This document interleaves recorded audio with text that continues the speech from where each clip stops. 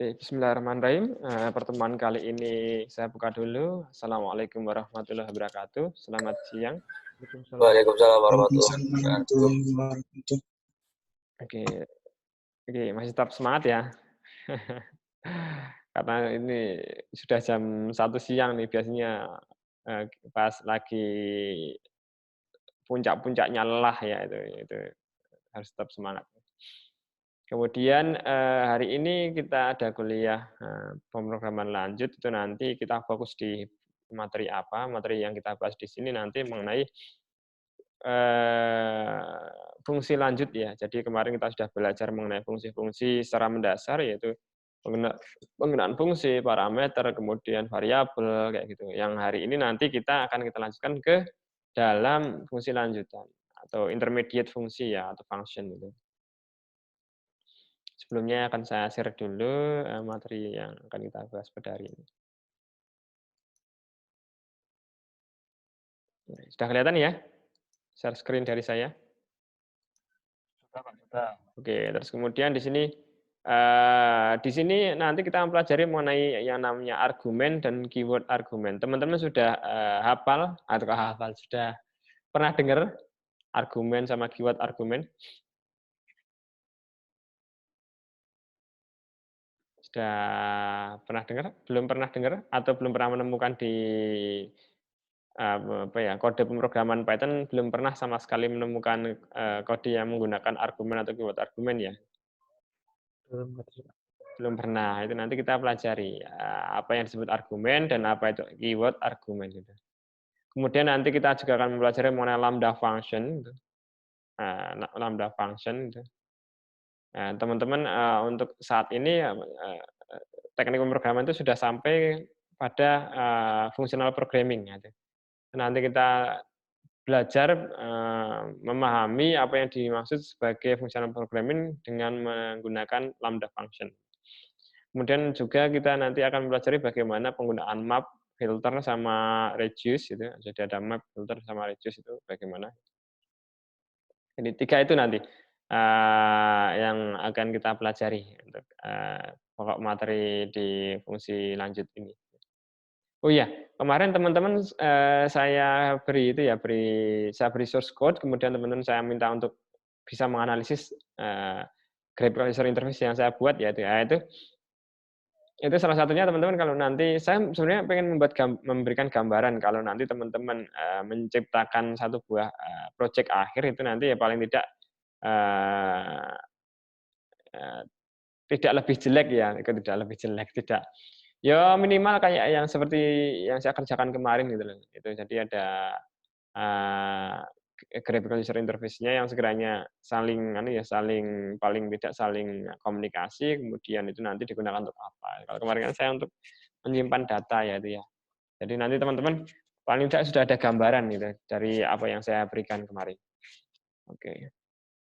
Nanti kok kemudian, Pak saya belum paham betul-betul itu mengenai, kode yang Bapak berikan itu nanti itu sebenarnya kewajiban teman-teman untuk mempelajari sendiri, bagaimana cara pemahaman yang, memudahkan gitu loh, itu gimana itu.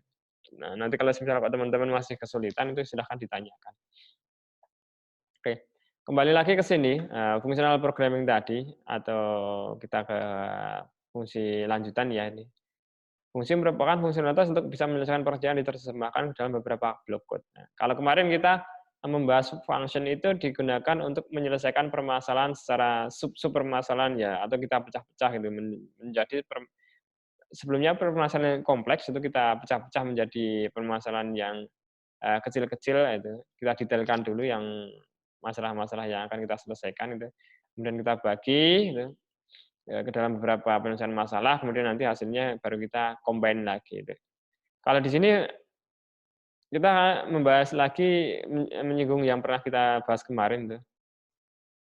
Jadi, menyelesaikan pekerjaan yang telah diterjemahkan ke dalam beberapa blok kode itu, fungsionalitas yang telah kita bahas sebelumnya. Function biasanya akan menerima dan memproses suatu input gitu, bisa berupa data ataupun yang lain. Jadi bisa berupa data ataupun aksi ya sebenarnya. Misal ada kalau robot kan beda lagi ya. Nanti ada aksi berjalan berarti kan nanti harus berjalan ataupun yang lain. Kemudian melakukan proses, hasil proses tersebut akan ditampung dan dikembalikan kepada si pemanggil fungsi. Nah, jadi kemarin kita sudah pernah juga mencoba ini. Kita melakukan pemanggilan fungsi, kemudian ada nilai kembalian itu. Penjelasan seperti ini sudah banyak dijelaskan pada mata kuliah konsep programan atau pertemuan-pertemuan sebelumnya. Kita sudah pernah membahas ini ya. Jadi kalau saya kira teman-teman sudah familiar lah untuk penggunaan fungsi itu tadi. Seperti contoh di definisi function jumping berikut. Def, jumping action. Nah, jadi def ini definisi dari fungsinya, jumping ini nama fungsinya, action ini adalah parameter, seperti yang telah kita pelajari sebelumnya. Nah, kemudian di sini ada pemanggilan print jumping true. Nah, pemanggilan function jumping di sini, nah, nanti akan manggil di sini. True ini adalah nilai yang nanti akan kita kirimkan ke dalam fungsi jumping ini, atau yang akan ditangkap oleh parameter action ini. Ya. Nah, ternyata di sini dikembalikan nih. Nah, nilainya. Hasil dari proses di sini nanti akan memberikan nilai kembalian. Nilai kembaliannya apa? Itu nanti akan dikembalikan dalam bentuk result. Ya, ini ada result, di sini ada result. Return result, berarti yang dikembalikan adalah result di sini. Nah, yang dikembalikan ini nanti tergantung dari apa yang akan diterima oleh fungsi itu sendiri. Oh, di sini ternyata jumping dia mengirimkan nilai true atau action-nya jadi true ya. Jika action sama dengan true, maka jump sama dengan true. Result, I will fly. Berarti apabila nanti true sama dengan true, yang akan dikembalikan ini ya. Result, I will fly. Tapi kalau misalnya action-nya itu false, itu nanti berarti ini tidak terpenuhi ya di sini ya kondisinya ya. Berarti nanti akan ke else gitu. Berarti I'm afraid gitu. Nanti yang akan dikembalikan yang ini. Tadi kita kan karena kita mengirimkan true, maka yang dikembalikan adalah I will fly. Apabila false itu baru nanti I'm afraid gitu. Nah, ini hal-hal seperti ini kita sudah pelajari sebelumnya itu. Jadi fungsi itu bisa memberikan nilai kembalian menggunakan return ini. Contohnya ini nilai kembaliannya ada I will fly sama I'm afraid di sini. Itu adalah hasil dari eksekusi fungsi jumping ini kemudian tergantung dari inputannya. Inputannya yang mana? Inputannya dia adalah ini parameter action yang digunakan untuk menangkap sebuah inputan ini. Nah, outputnya apa? Outputnya ya ini return ini. Nah, ini. Nilai kembaliannya ini adalah outputnya. Nah ini. Seperti itu. Nah, teman-teman kalau pengen mempelajari secara mandiri itu sebenarnya sudah saya kasih keterangan nih. Jam adalah variabel global kemarin, karena dia adalah variabel yang berada di luar fungsi ya. Dan nanti akan dikenali oleh fungsi-fungsi yang lain. Jumping adalah nama function, oke. Action adalah parameter atau variabel lokal, oke. Nah, this function adalah dokumen string atau docstring. Nah, di sini ada this function used to return jumping expression. Gitu. This function used to return jumping expression. Gitu. Ini adalah dokumentasi. Nah, ini. Jadi teman-teman sebelumnya kita belum membahas mengenai dokumentasi ya. Nah, usahakan nanti teman-teman kalau setiap membuat fungsi atau function itu usahakan buat dokumentasi arti fungsinya itu digunakan untuk apa. Atau sebenarnya kita membuat function ini untuk apa toh kayak gitu.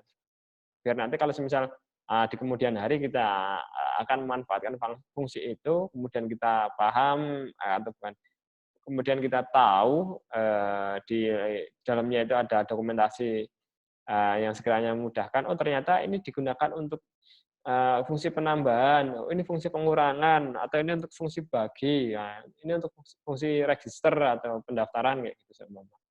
Jadi ini digunakan untuk dokumentasi. Nah dokumentasi di sini itu nanti menggunakan petiknya ini loh. Petik-petik itu 3 kali, jangan lupa ya. Petik 2 kali, 3 kali, atau petik 1 kali, 3 kali. sama, tutupnya juga 3 kali. Jangan sampai lupa ya. Ini seperti ini. Berbeda kalau semisal kita menggunakan pagar lagi, tanda pagar itu komen ya, komentar ya. Jadi dia meskipun nanti kita bisa digunakan untuk penandaan apa istilahnya dokumentasi, itu tapi tidak secara formal. Gitu. Nah, yang secara formal itu seperti ini. Penggunaan petik 3 kali seperti ini. Gitu.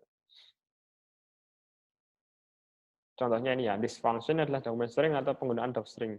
Bersifat wajib. Gitu. Jadi kalau setiap teman-teman menciptakan fungsi, itu usahakan buat seperti ini.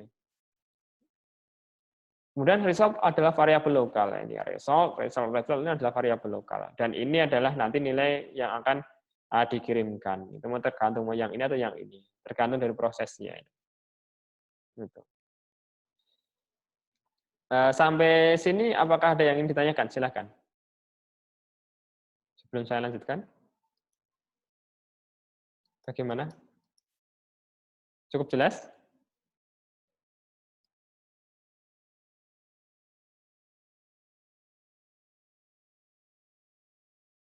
Oke ya, sejauh ini ya. Atau ada yang ingin bertanya, silakan. Saya kasih waktu.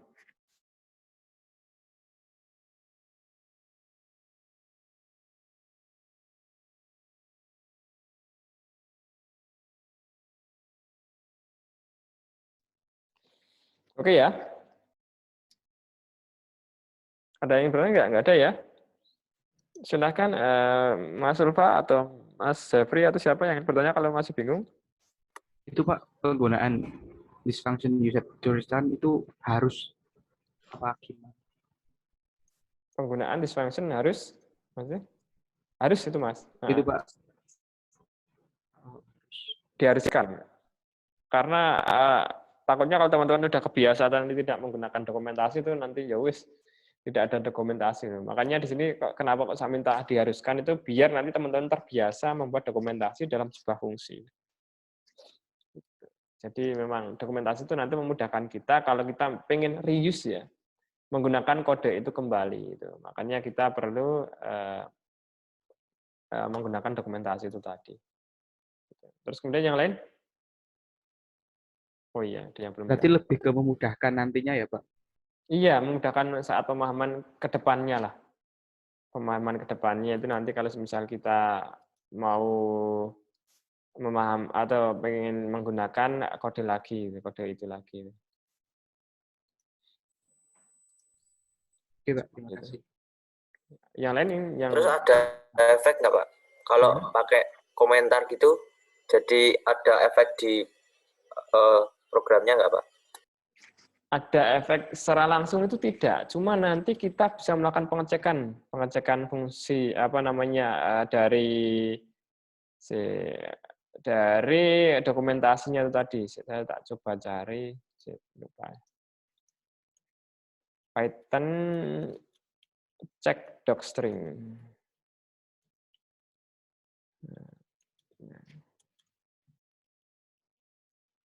Agak lama ya.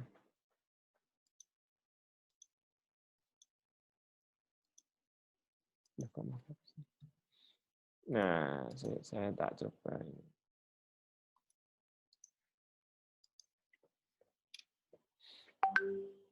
Nah, ini kita bisa nanti mengecek.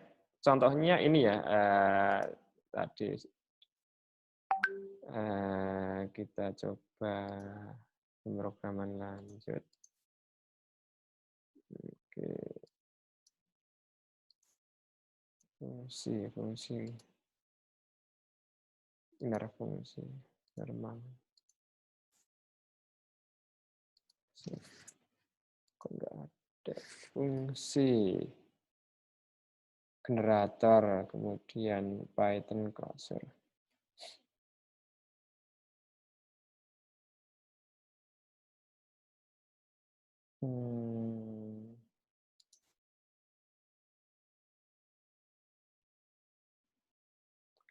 Kakak ini sudah enggak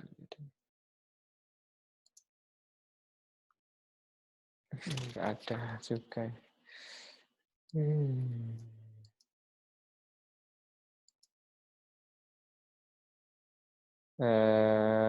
Closure. Duh, saya mah juga nggak buat fungsinya. Saya mewajibkan, tapi malah belum saya buat. Ini jadi gini aja, saya kasih contoh ini ya. Ini bisa di copy nggak ya? Oh, nggak bisa ini. Saya buatnya menggunakan apa namanya PDF gambar tadi.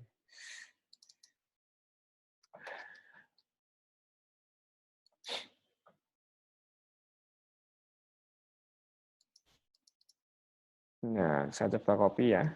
Nanti kemudian kita akan coba.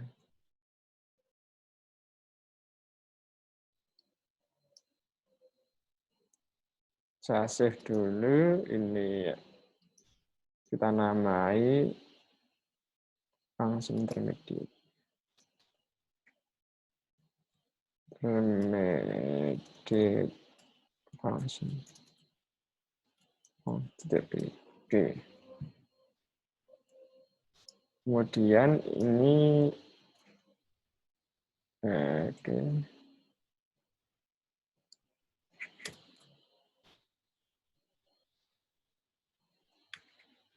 Terus kemudian saya ganti ini. Ini ternyata berubah ya, ganti harus di versi.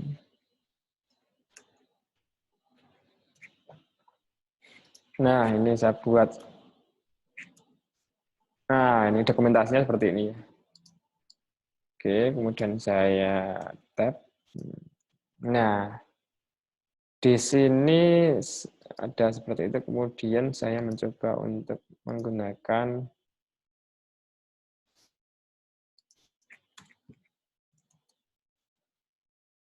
jumping.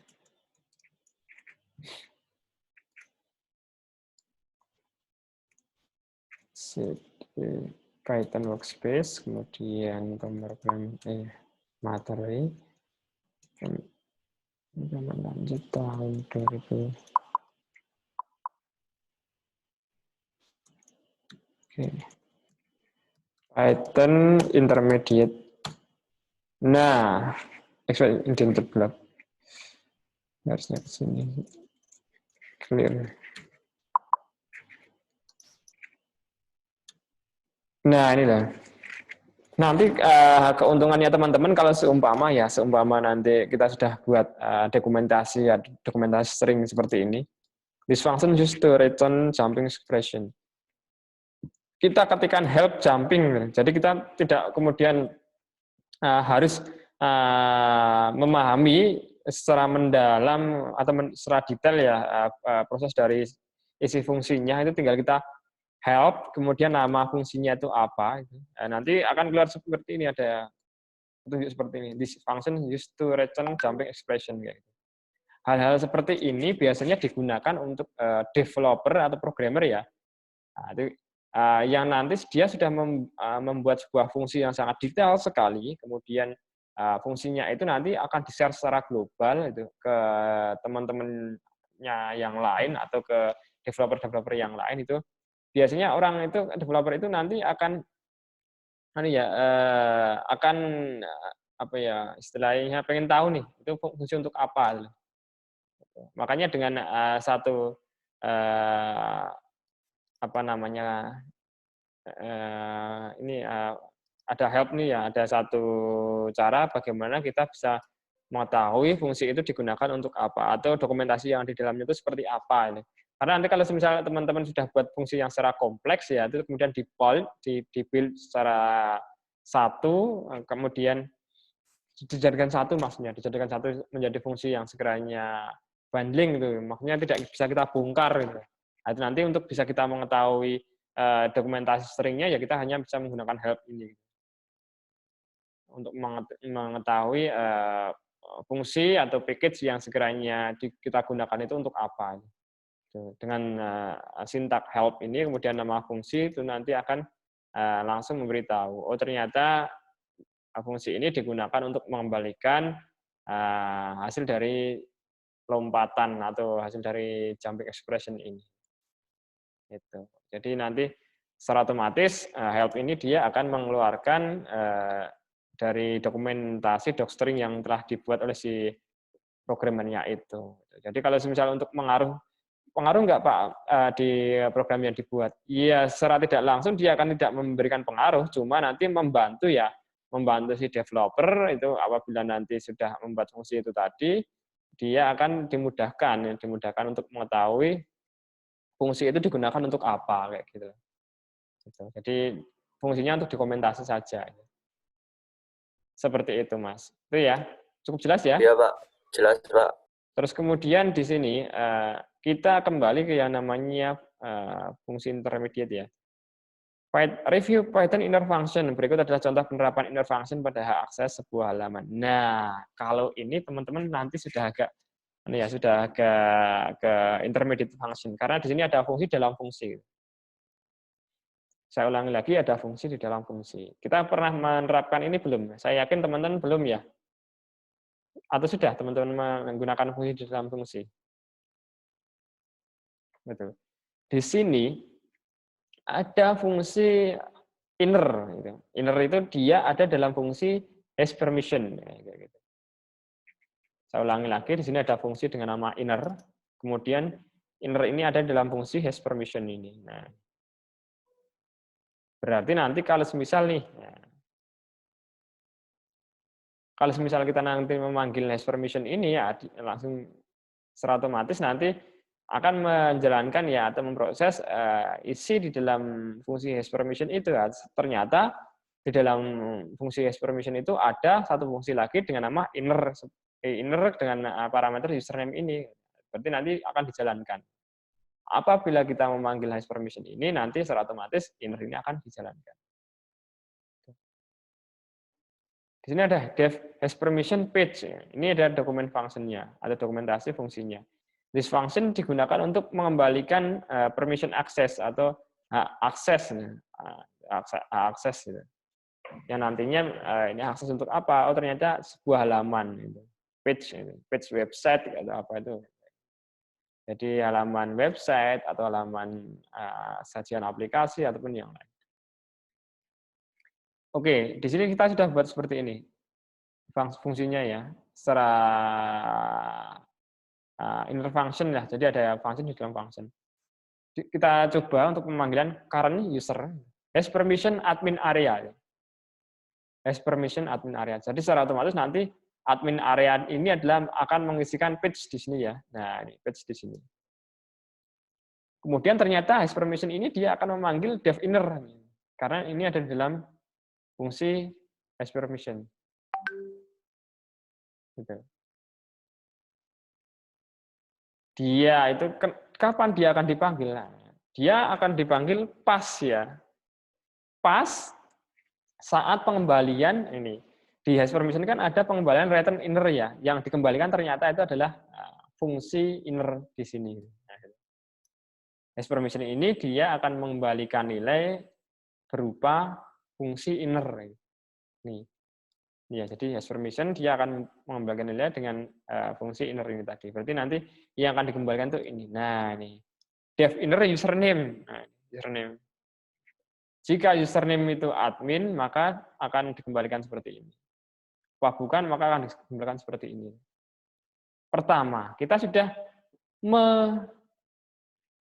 memanggil ya has permission, admin area. Oke, tadi sudah kita panggil.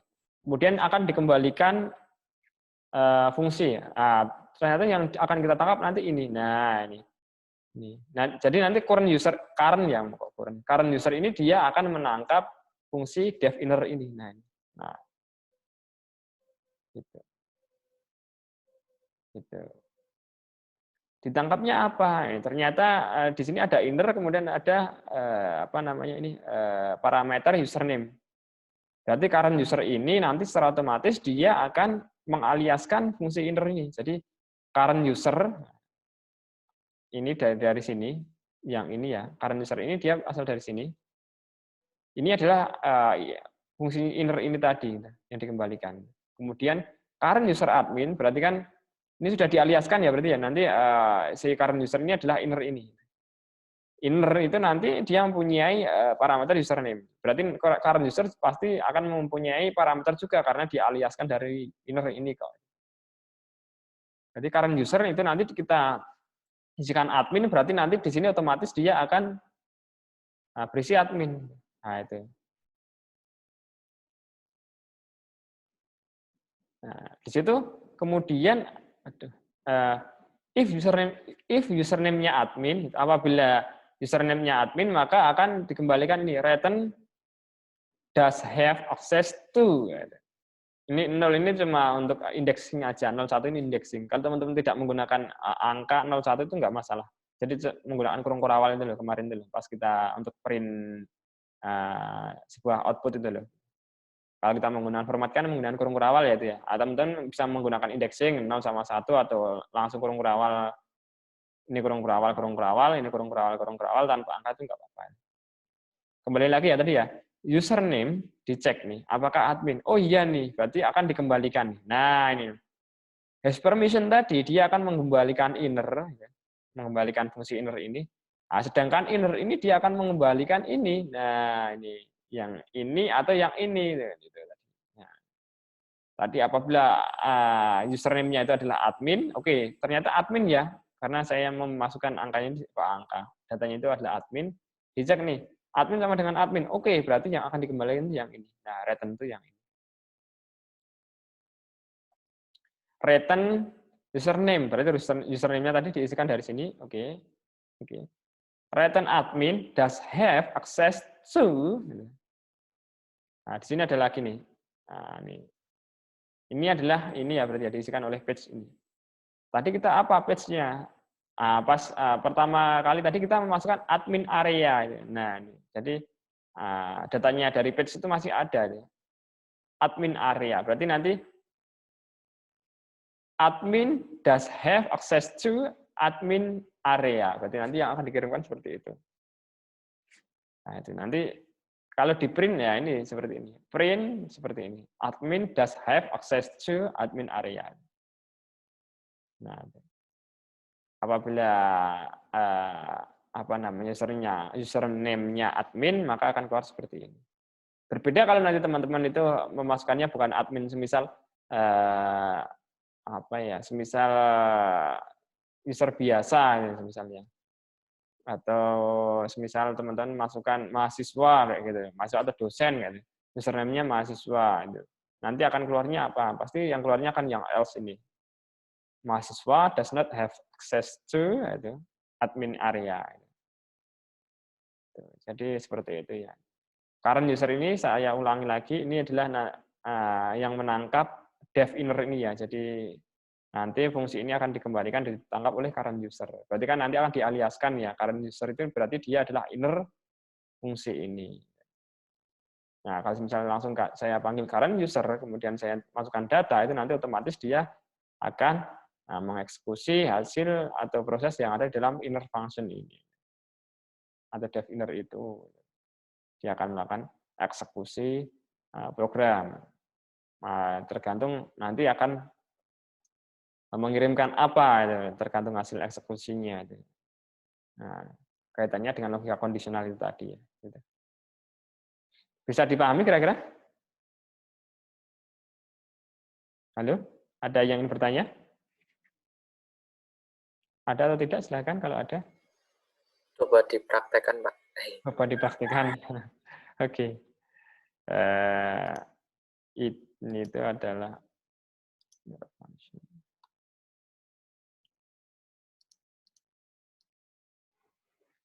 oke, saya praktekkan ya di sini.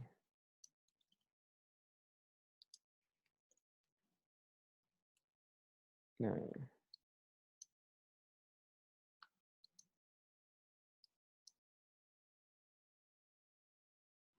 inner function. Oke, kemudian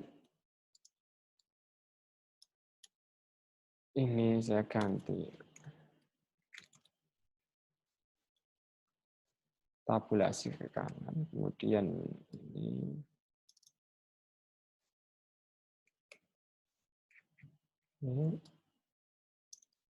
Oke. Oke, terus kemudian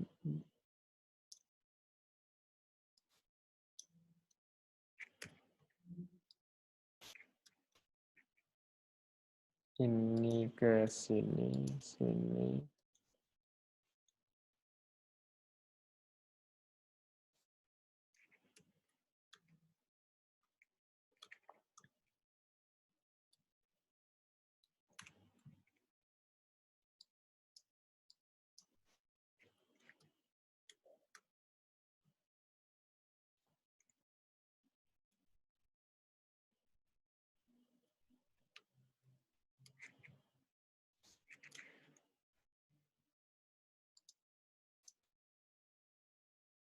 Oke, kita coba ya.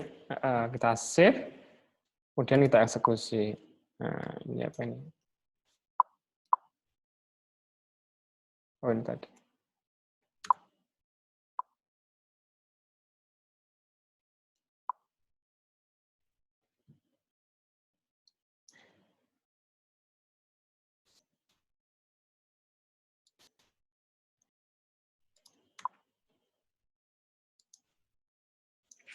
Kita coba Python inner function. Nah, admin does have admin does have access to admin area tadi. Itu. Jadi benar sama dari hasil yang di sini. Admin does has access to admin area. Itu beda lagi kalau kita masukkan sini ya. Nah, nanti beda lagi nih. Kita coba ya. Coba kalau misal return inner ini yang harusnya dia adalah miliknya has permission ya dikembalikan untuk mengembalikan ini, tapi saya geser ke kanan tabulasi. Nah, nggak bisa ya ternyata. Ini ke sini berarti kan otomatis ini nanti adalah nilai kembalian dari fungsi has permission ini. Kemudian yang ini ya otomatis nanti dari kembalian dari yang ini juga. Seperti itu. Oke, ada yang ingin bertanya kira-kira? Teman-teman wajib paham ini, karena nanti kenapa kok saya menjelaskan seperti ini, itu nanti kaitannya teman-teman akan belajar yang ke depannya. Ada yang namanya closure sama apa ya, generator kalau nggak salah. Ada closure sama generator. Kira-kira ada yang ditanyakan nggak kira-kira di sini? Jadi ada inner function, ada fungsi di dalam fungsi itu kaitannya.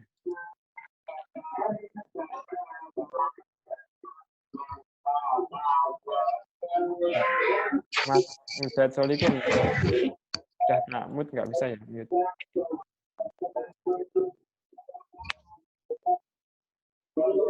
Mas Ubed Solikin tolong di mute bentar ya. Nah, agak feedback nih suaranya. Halo.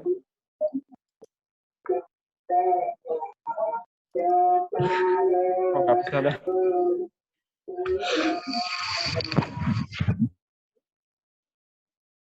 Oke. Itu ya. Ada yang ingin bertanya kira-kira? Ada nggak kira-kira? Cukup jelas? Gimana? Saya menjelaskannya putus-putus nggak ya? Kok koneksinya kurang stabil nih? Halo? Gimana Mas Arief Hermawan? Cukup jelas? Halo? Tes? Tes, tes? Oh.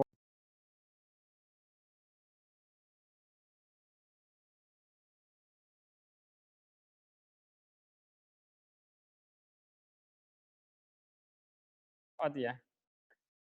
Barusan lockout tadi, kalau nggak salah ini karena mau dipakai nih Zoom yang kita gunakan ini. Oke, tadi ada yang ingin bertanya nggak sebelum saya akhiri dari pembahasan kali ini mengenai ini tadi? Putus-putus? Sekarang masih putus-putus atau sudah? Enggak? Iya, Pak. Udah oke ya? Ada yang ingin bertanya nggak kira-kira? Silakan. Waktu kita tinggal 6 menit lagi nih. Karena Zoom meeting-nya mau dipakai karena apa ya? Untuk putus-putus tadi itu kemungkinan karena yang pertama memang koneksi ini saya menggunakan apa ya? Oh, harusnya senjata staff yuk ya. Udah, tapi kok putus-putus ya harusnya enggak. Sekarang udah enggak ya. Kemungkinan karena dosen yang lain akan menggunakan Zoom meeting ini, kemudian mereka login ke Zoom, kemudian mengecek apa namanya, atau membuat sebuah Zoom meeting untuk setelah saya kemungkinan. Jadi terus kemudian keluar tadi. Jadi tidak bisa ya Zoom itu digunakan bersamaan ternyata itu. Jadi harus gantian. Biasanya kalau ada yang login, nanti kalau sudah ada yang login itu yang login sebelumnya akan keluar sendiri kayak tadi itu. Oke, ada yang ditanyakan nggak? Cukup jelas. Teman-teman wajib paham mengenai ini ya, nanti karena kaitannya dengan penggunaan dekorator nantinya. Teman-teman akan belajar mengenai dekorator itu. Closure, dekorator itu akan sampai situ nanti. Nah, teman-teman harus paham mengenai itu. Cukup jelas? Saya ulangi lagi, ada pertanyaan nggak kira-kira? Halo? Tes? Tidak ada ya? Hah? Belum ada. Belum ada, berarti cukup jelas ya. Nanti saya share ininya ya, apa namanya, dokumen modulnya itu silahkan teman-teman download di e-learning itu. Kita sampai jam 14.15 dulu ya. Jadi karena Zoom-nya juga mau dipakai, jadi harus gantian itu. Kita nggak bisa lama-lama itu. Terus kemudian silahkan teman-teman jangan lupa untuk presensi di e-learning ya. Tuh, saya buat filenya dulu.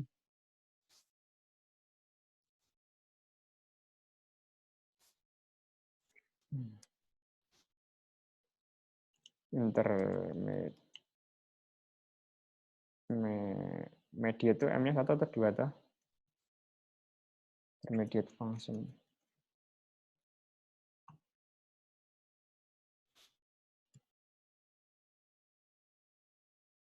Kemudian ini oke, Samsung.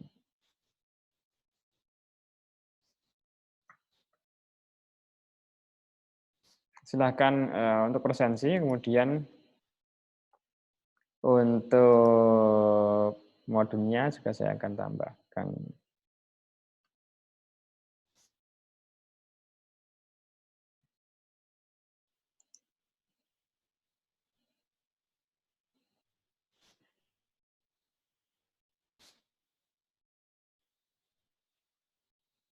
Ini.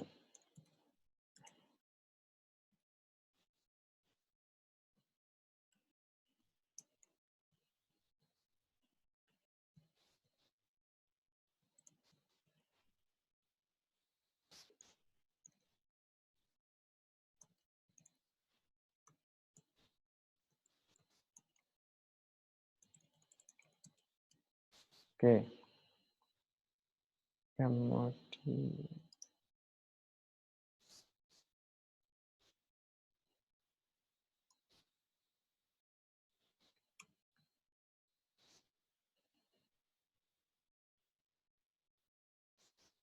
oke, sudah.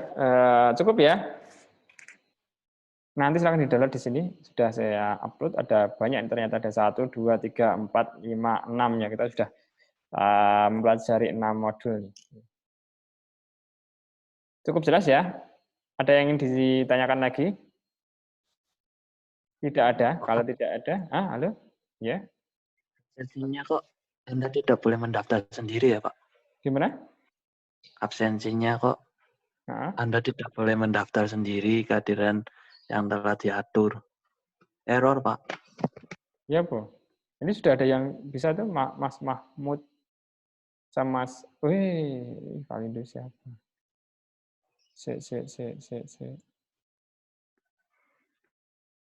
Tapi sudah ada. Coba di refresh. Kok error ya? Peringatannya apa? Oh. Udah, Pak. Oke, maaf ini ternyata sudah kita dipakai nih jam 14.14. Saya tak logout dulu ya. Oke. Jadinya UTS-nya kapan, Pak? Gimana? Jadinya UTS-nya kapan? Jumat setelah Jumat toh setelah Jumatan. Jam-jam 2 lah. Makasih. Nah, nanti informasi ke depannya saya informasikan lagi. Oke, pertemuan kali saya cukupkan sekian. Terima kasih teman-teman sudah mau mengikuti kuliah saya pada hari ini ya. Semoga yang kita pelajari dapat bermanfaat ke depannya. Pertemuan kali ini saya cukupkan, saya tutup. Wassalamualaikum warahmatullahi wabarakatuh. Selamat siang. Jangan lupa untuk presentasi nanti coba lagi. Waalaikumsalam warahmatullahi Waalaikumsalam warahmatullahi Selamat siang. wabarakatuh. Waalaikumsalam.